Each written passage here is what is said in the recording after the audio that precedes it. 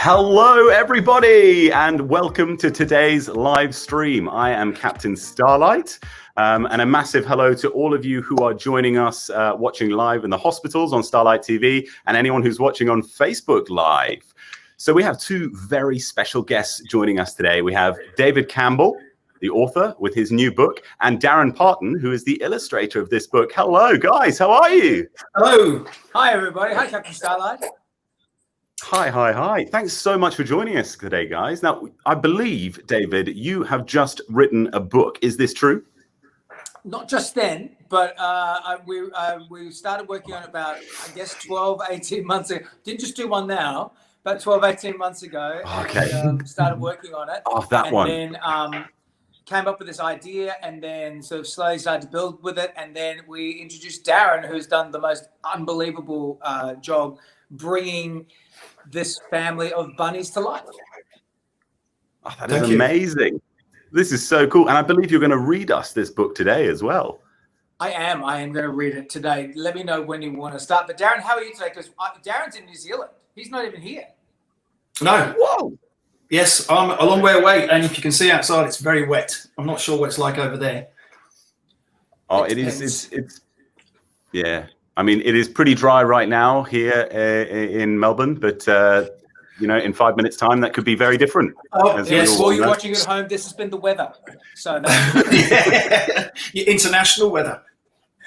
And Daron, you are going to be showing us some illustrations as well today, some really cool illustrating skills that you have. Yeah, I'm going to be drawing Betty while David is talking or reading his story. And while we're doing this, I'll be doing some Bettys. So I'll be showing you those while we're going along. Amazing. All right. Well, David, I just have to ask you first off. So what is the name of this book?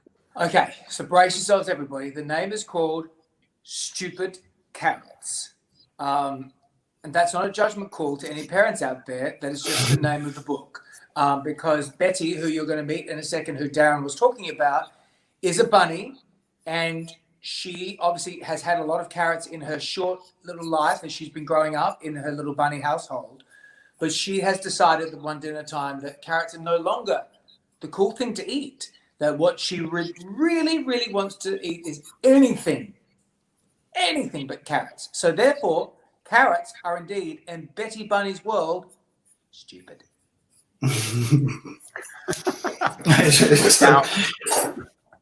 Now, please tell us, what inspired you to write this book? I can't think of anything at all.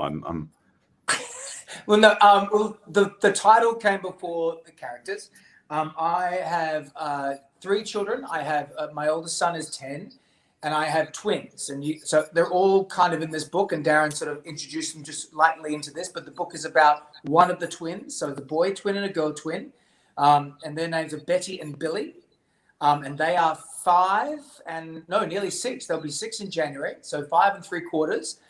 And when Betty was about 3 1/2, we were having a little party, a little shindig at home just for friends and family. And Betty asked she asked the group something. She asked the group's collective something. And we as parents just sort of went, no, that's not going to happen. And as she walked away, she sort of mumbled to herself, stupid carrots. And we were like, what's that now? And she looked at us and said, stupid carrots. And so walked away. And as a lot of kids out there know, and Captain Starlight, there's a lot of words that are naughty that we don't use with parents. And unfortunately, this didn't really make much sense because we weren't talking about carrots or judging their intellect. But so therefore, I just thought it was a really strange little pretend attitude, maybe slight swear that Betty was trying to get away with, but didn't get it right. So we just let it go. So when Scholastic, the great book company here in Australia, said, do you have any ideas for a book? I said, I don't have any ideas, but I have a title.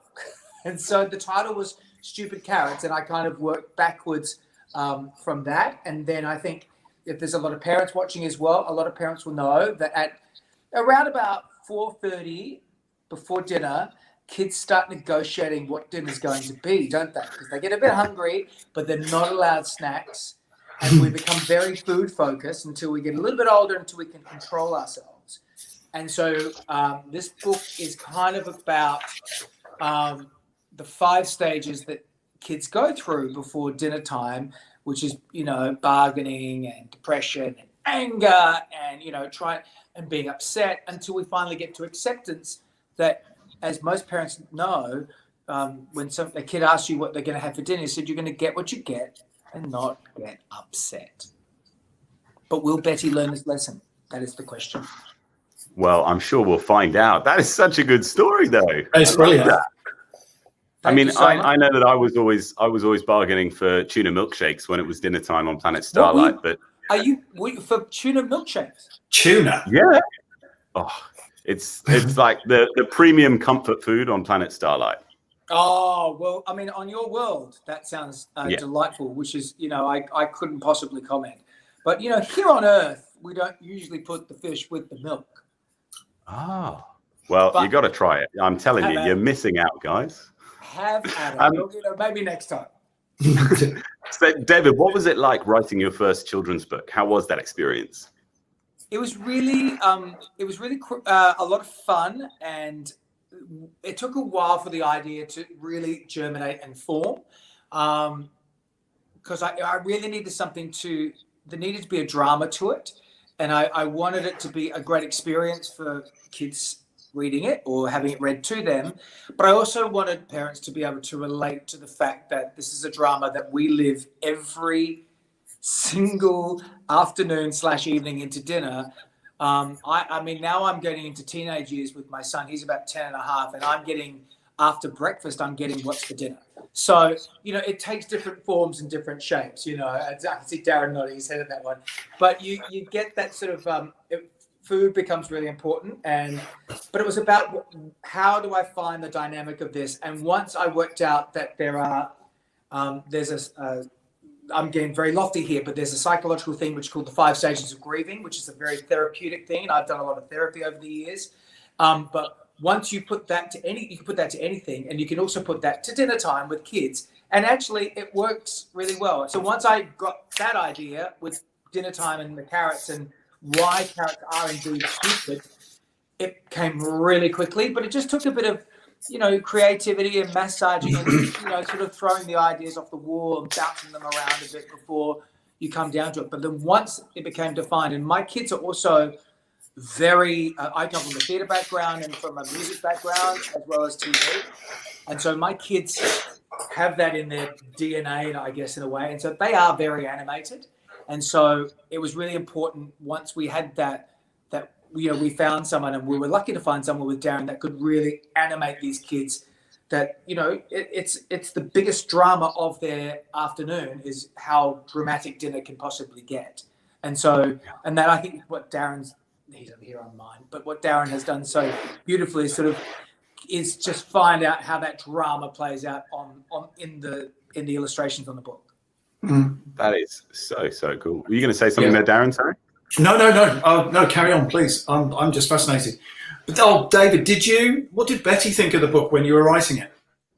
I didn't tell her, because you didn't tell her. Betty also has a really healthy ego for a 5-year-old, and so I withheld it until I actually got a hard copy of the book and sort of sat down and read it to everybody. And of course, the danger is if there's any mums and dads out there or brothers and sisters out there who are multiples, like a twin or a triplet or, goodness me, even more, you'll know that once one gets one thing, the other one goes, well, what about me? So I had to wait and time that perfectly.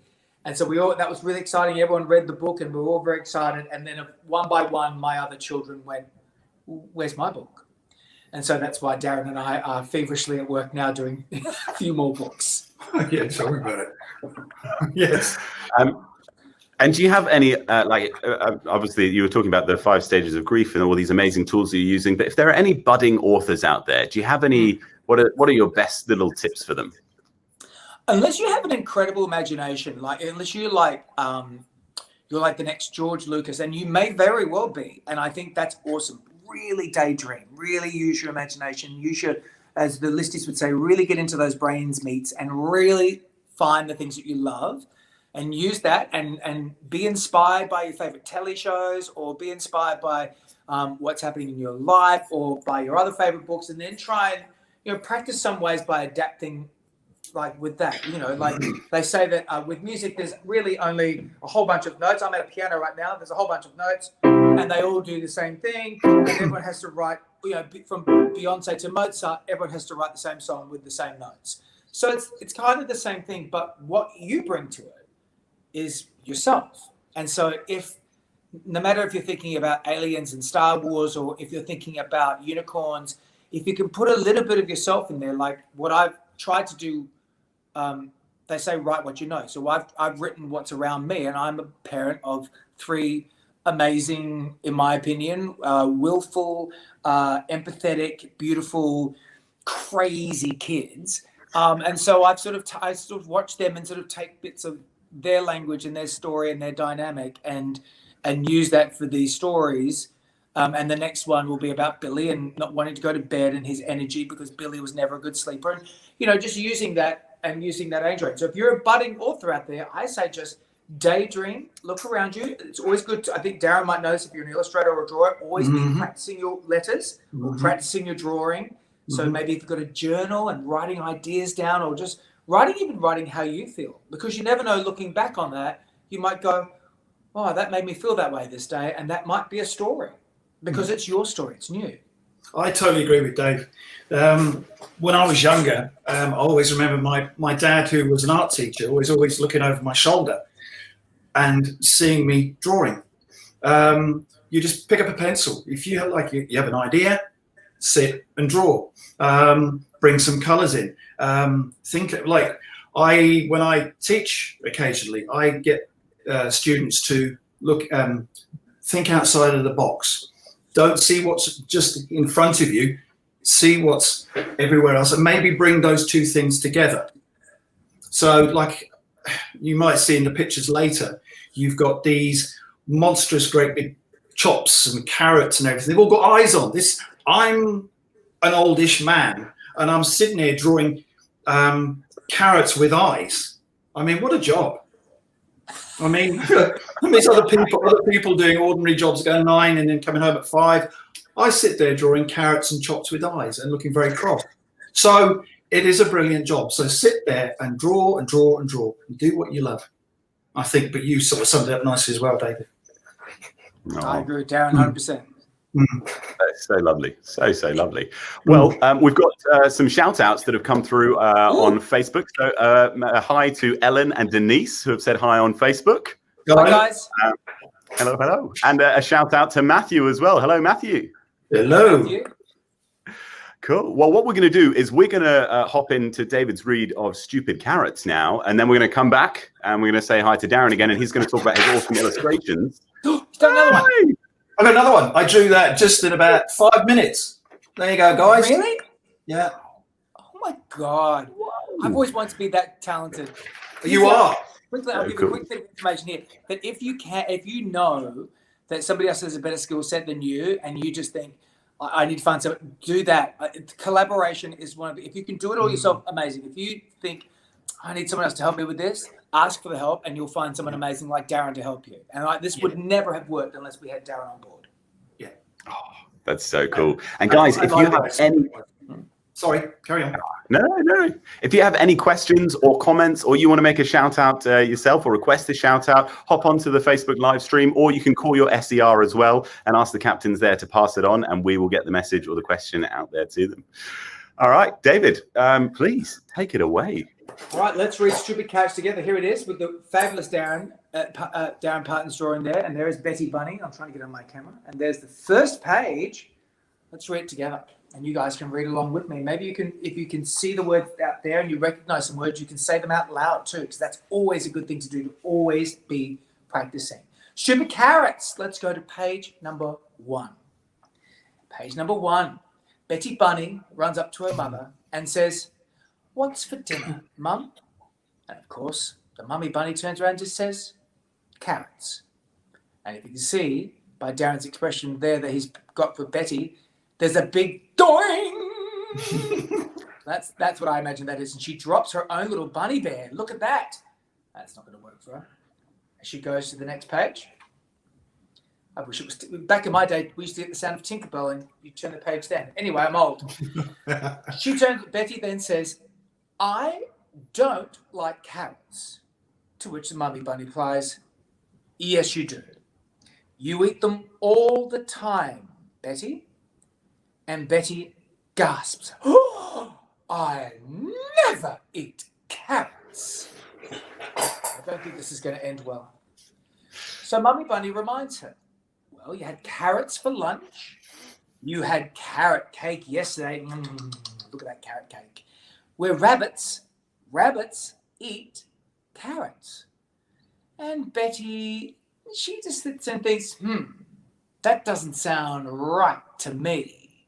But it looks right to everybody else who's a bunny. Let's find out what happens next. "Carrots for dinner will be nice.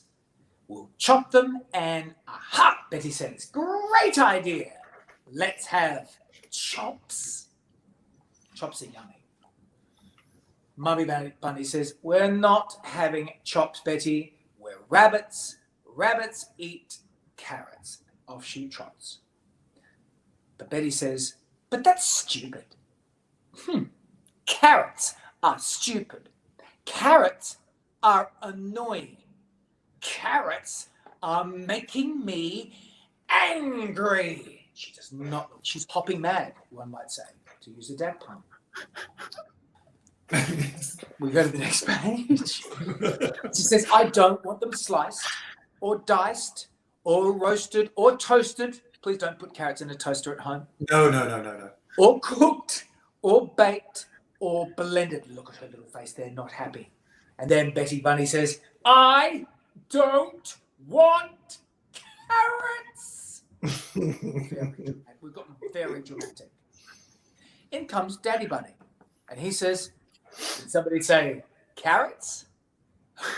"Please, Dad. Please. I can't eat carrots. Carrots are stupid." "No, they're not, Betty. We eat them every day. You know what we should eat every day? Pizza." I don't disagree with Betty on that. "Or hot dogs. Or hot dog pizza." And Daddy Bunny just says, "No, Betty. We're rabbits. We eat carrots."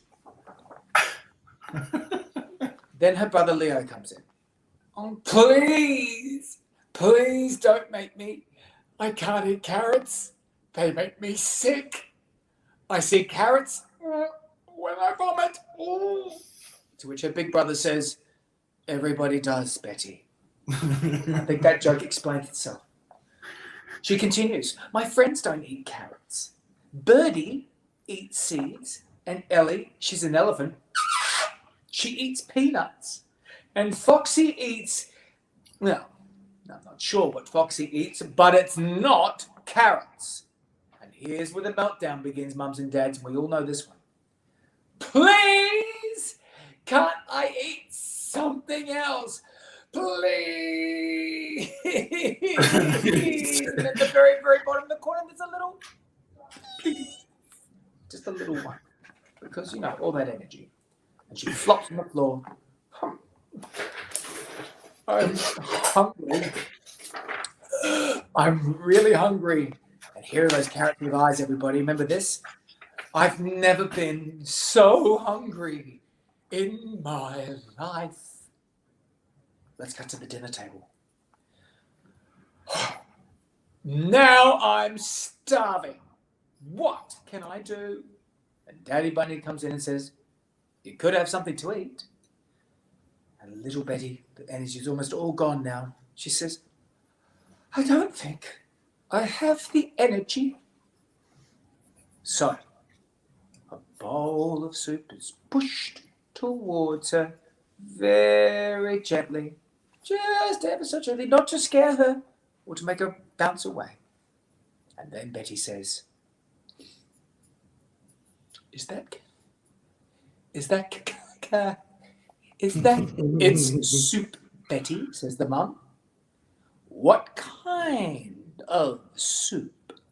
And the entire family, who by this stage are ready to eat, say, yummy soup. What's going to happen? They all wait with bated breath as Betty has a little bit of a taste and whips down the whole bowl. And to which she says triumphantly, I like yummy soup. Now, what's for dessert? And that is the end of that adventure. Stupid carrots. Thank you so much. That was brilliant. That's so cool. That Thank you. really came to life. A little bit like Yeah, it came to life. Yeah, and it was just, it's fantastic. Well done, mate. Oh, cheers, man. Absolutely amazing. So cool. So cool. Amazing characters as well. That was so lovely. Unfortunately, very true to life. I have to say to you that this household is very loud. And you do agree having pizza for dinner would be good. Oh, every day. If I could, every day. Okay. But you haven't tried tuna milkshakes yet, so maybe you'll change your mind when you do. Who knows? No, but I am glad I'm vegan now. Oh, and Daron, congratulations. Those illustrations are absolutely amazing. Aren't they amazing? They're so good. Really, thank you.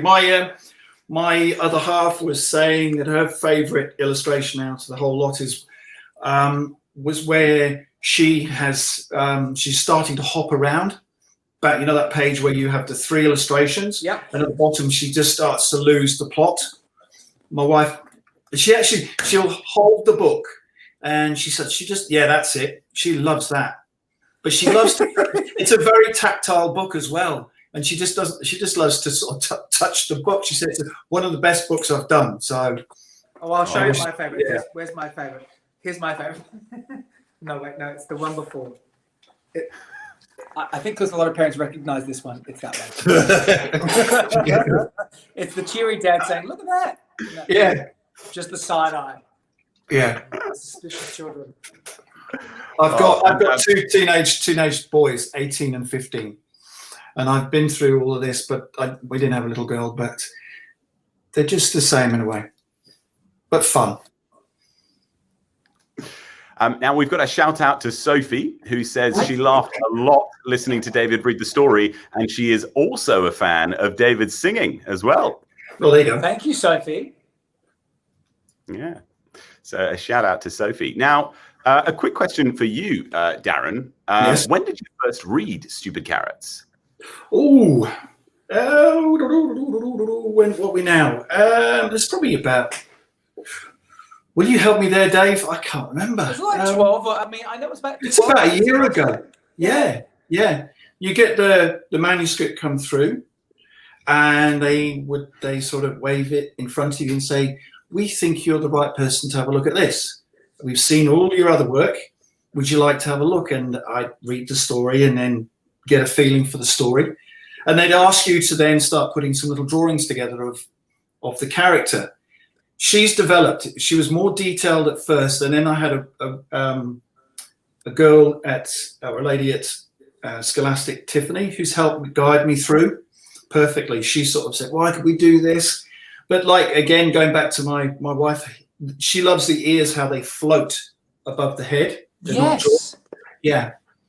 So it's that not connection. It's that giving that personal little style to that illustration. So it was just simplifying. Tiffany wanted the little character to be more expressive. So it's all on the face and the actions of the arms. So it was fantastic for me because you're working with this, the complexity of people's faces, which are fantastic. And especially kids' faces. Like you said about the eye, those little flicks of eyes, or the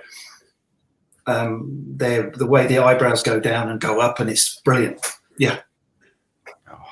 It's so good. And how did you first? So at the very, very, very start, what's the first thing you do when you're drawing a character or coming up with a character like that? Like, how did you start the first idea of what Betty Bunny would look like? Well, you start with drawing a bunny. It's as simple as that. Is it a little round one or a tall one? And but again, you get the guidance from she's this old and she's precocious, and then you start those little things go off in your head, those little sparks, and you go, okay. And then the head, if you look at her head, it's a little oval that just seems to just move around. It's the same oval. So I use that oval shaped head all the time. It's just moved around. And then the eyes dropped on, and yeah. It's starting. I probably did around about 100 little sketches before I even got to that. Yeah, but they're only little tiny thumbnails, not like, well, that sort of stuff would come later. I'm just only putting, there she is. Mm-hmm. There's another one. This is her. I've just done this one. This is where she's happy. Oh, she's just bounced off the floor. Oh, I love that one. And the suspicious one. But the thing is, as well, Dave, you can relate to it more because it's your daughter. Yeah, it feels very much more like her. Yeah, and you can all those night times you go, oh God, that's the face. Oh yeah. Yeah. There's many moods of Betty who's not a bunny, including and Betty who is a bunny. They are closely aligned spiritually. Yeah, brilliant. I love it. Now, I've just noticed you've got lots of amazing tools in the background there, Daron. So I'm assuming you've been collecting all sorts of different drawing supplies for a while. How long have you been drawing for? I went to art school when I was 18. I'm not going to tell you how old I am now, but I've collected a lot of rubbish. I've got paintbrushes that have gone back 20 years. I've got hundreds of things. My room is full and it's a mess, but it's a creative mess, I like to call it. Sure, your wife loves that. Yeah, she doesn't say creative mess. She says something else. Yes. But we can't repeat that. Oh, amazing. Now, would you have any advice for any kids out there who want to be artists themselves? Just draw. Paint. It's not all about drawing or painting. It's also about making a sculpture, making an animation. You can get those my son had a little cheap video camera and he started creating Lego films in his bedroom. He would have these little things walking around. That's creative thinking. Or just go pick up a paintbrush and splash. Just keep going and enjoy it. It's all about love about the job. Yeah, that's all I can say. Amazing. Now, I believe you're going to show us how to add detail to Betty Bunny's face and a few different emotions. Oh, yeah, these are the ones I have done. So yeah, I've shown you those already. Yeah. So basically, that's what I've done. So these are the expressions. So that one is she's very happy. That one, she's very suspicious. So it's that, what are you up to, Dad? Then there's the sulky one, sitting in the corner, not gone your way. And that one is basically, oh, well, I give up. I've got to eat the carrot. So it's those little things. Can I ask you something? There's a lot of, when I watch a lot of these sort of documentaries and how they make Disney films and all sorts of stuff, they often have like little models or they have mirrors there so they can do expressions in the mirror and then they can draw their own expression. Is that a good technique for kids out there? Oh, yes. Yeah. Very much so. All I can say is that's perfect to actually do that. Just have a little camera. But also find this is probably going off the track a bit. But when you look at a piece of work, your brain is used to seeing that drawing over and over again. And if you want to sort of kind of get a kick out of that picture again, look at it upside down. Because your brain is seeing that image completely different. Then you turn it back over again, and all of a sudden that love comes back into that picture. Huh. See what I mean? It's like your brain is seeing things different. Like when I'm working on my computer, I'll flick my picture around. Yeah. So if I don't like my children today, I ask them to stand upside down. So when they come back round again, oh yeah, that's the nice child. Right. I remember. Yeah, you were right. People walk around my house upside down. New Zealand, it's a different place. Oh yes, we're further down, so we're more upside down. Yeah. So good. All right, I've got some more questions for you guys actually. I'll ask them, and you can both answer these questions actually.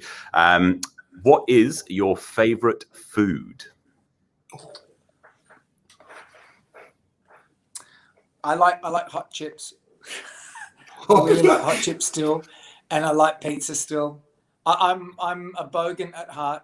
I'm from Adelaide, and just hot chips and pizza and naughty food. I like naughty food, and I'm getting too old to eat naughty food all the time. Mums and dads out there know what I mean, because otherwise I get a bit of a dad bod. So I can't have chips and stuff as much as I would like. Yeah, I'm not on telly, so I can have a dad bod.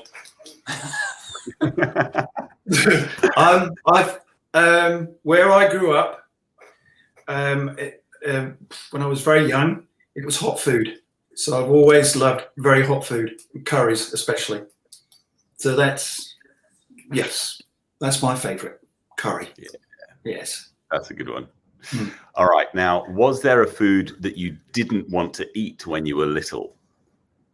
I didn't want to eat Brussels sprouts, which now I love because I'm a grown-up. And my nan I used to live with my nan, and she used to do mashed potatoes, which I did love, but she used to chop up cabbage and put it in the mashed potatoes. And I used to try and just pick the cabbage out and just, oh God. But now I'm fine with all of those things. And what about you, Daron? When we used to go to the fish and chip shops back in England, I used to drive my mum and dad crazy because I wouldn't eat the cod or haddock because it had bones in. But I liked plaice, and it was more expensive. So my mum would be cross with me in the car on the way back because I had the expensive fish. So I didn't eat the cod or haddock because, But I've changed. I love Brussels sprouts. I don't like oysters. Don't like oysters? Oh, no. Horrible. There you go. I'll agree, though. You know, Brussels sprouts, tahini, and then tuna and milk on top, and it's just perfect. Chuck it in the blender. I don't know what planet you're from, but I think we need to invade it. I think this has got to stop. With lots of pink bunnies. Yeah. Now, this is the biggest question of all, I think. What do you think Betty would have wanted for dessert? Maybe we'll go Daron first for this one, because David, you may know the answer. Oh, that's throw me in the deep end. Oh dear. Would it be ice cream? He's absolutely right. It's anything sweet, anything ice cream based. It's always like, my Betty used to say when she was younger that she's a treaty girl. It's like, oh, she's like the treats. And she still loves the treats. She lost her first tooth the other day, and she went with her $2. She could have bought anything she wanted from the Tooth Fairy, and she went straight to Big W and bought a bag of mixed lollies to share with her brothers. But really, she just wanted a bigger bag of mixed lollies. She's just everything sweet. Everything's sweet for Betty. It's just sweets and treats. Too good. Yes. Well, really, once again, a massive shout out to Ellen, Denise, Matthew, and Sophie, who asked for shout outs earlier. And to you, David and Daron, thanks so much for joining us, guys. It's been my pleasure. It's been a delight. Thank you so much. Loved it. Thanks for really loved it. Thank you. Bye, everybody. Back to your planet, Captain Starlight, with your tuna and your milk and stuff. Chuck an oyster in as well. Oh, God. Oh, I don't know about that. No, yes, and always. All right. Thanks so much for joining us, everybody. Everyone in the Starlight Express watching around Australia. And, of course, if you're watching on Facebook Live, thanks so much for joining us. And we'll see you next time. Bye-bye.